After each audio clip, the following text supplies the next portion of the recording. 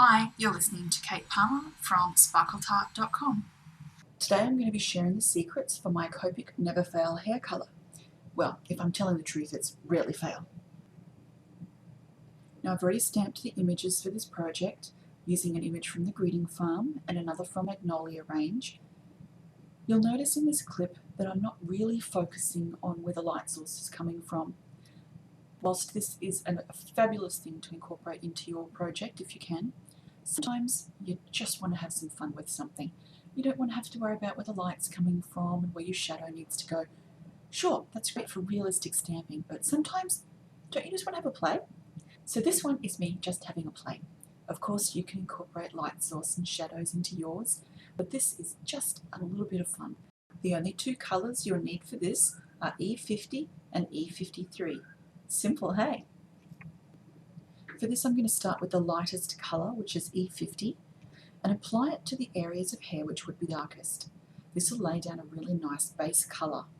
It's really important not to colour in the entire thing, leave some areas white. I like to leave the middle section of each sort of like block of hair uncoloured. You might notice I'm not using blending circles to colour when I colour the hair. This is because hair looks way more natural if you colour using a flicking motion that goes in the direction of the hair. So that's what I'm doing here. Remember, I'm adding this colour where it is the darkest at the moment, a little flicking motion.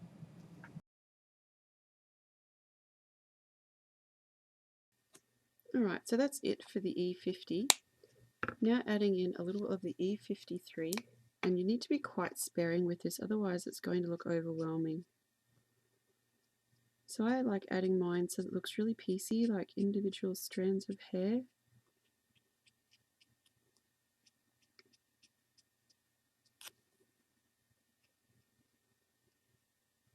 Don't forget it will be darker just underneath where her head sits, so make sure you've got a little bit of darkness there, so just here,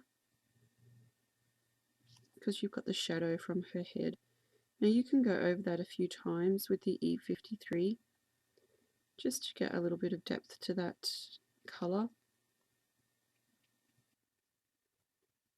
See here how I'm not colouring all of these strands of hair exactly the same? This will add a little bit more dimension to your finished colour.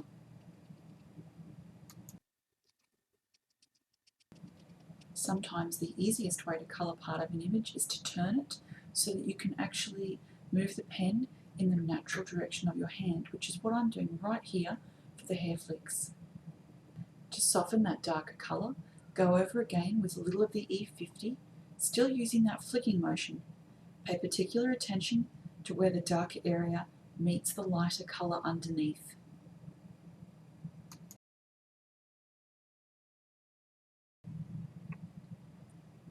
The pale hair is almost finished.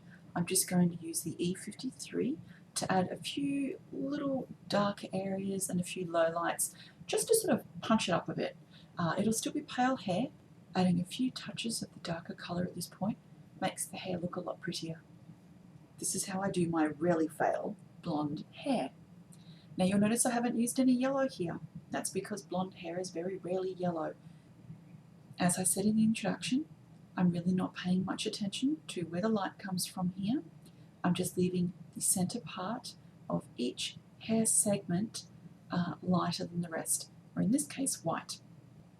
I realise that this is coloured in cartoon style rather than realistic style, but as I said, this one's just for a bit of fun. So if you're a beginning Copic user and really just want to make something that looks nice with your Copics without getting too bogged down in all the details and all of the light source and all that kind of stuff, then this one's for you. This is my finished image and the card that I've used it on. I've coloured the rest of the image in sort of a cartoony kind of style, keeping it all quite pale so that it's really simple and it really stands out. I love the way this has turned out. It's pale, it's pastel, it's pretty, totally girly. I hope this has given you an idea about how to do a pale blonde hair that is fantastic on so many images. give it a try and let me know what you think. Thanks so much for watching and have a wonderful day. Bye.